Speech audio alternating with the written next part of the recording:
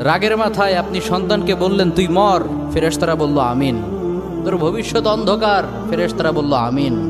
রেগে মেগে আপনি আপনার মেয়েকে বললেন জীবনেও তোর কপালে স্বামীর ভাত জুটবে না, ফেরেশতারা আবারও বলল আমিন। আচ্ছা, আপনি না সেই ব্যক্তি যে তার নিজের জীবনের চাইতেও সন্তানকে বেশি ভালোবাসেন? আপনি না সেই ব্যক্তি যে তার সন্তানের জন্য হাসতে হাসতে নিজের জীবনটাও দিয়ে দিতে পারেন? আপনি না সেই ব্যক্তি যে আল্লাহর কাছে নিজের চাইতেও সন্তানের জন্য বেশি দোয়া করে?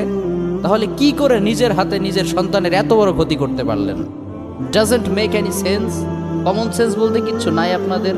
আপনারা কি জানেন না আপনাদের রাগের মাথায় বদদোয়া করাগুলো ফেরেশতারা আমিন বলে?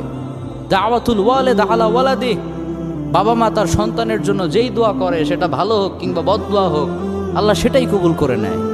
এজন্য খবরদার, নেভার কার্স ইউর চিলড্রেন। রাগের মাথায় কখনো সন্তানকে অভিশাপ করবেন না। খুব বেশি রাগ উঠে গেলে তার জন্য উল্টা ভালো দোয়া করেন। কাবা শরীফের একজন ইমাম আছে, ইমাম আল কালবানি। তার মায়ের যখন প্রচণ্ড পরিমাণে রাগ উঠে যেত,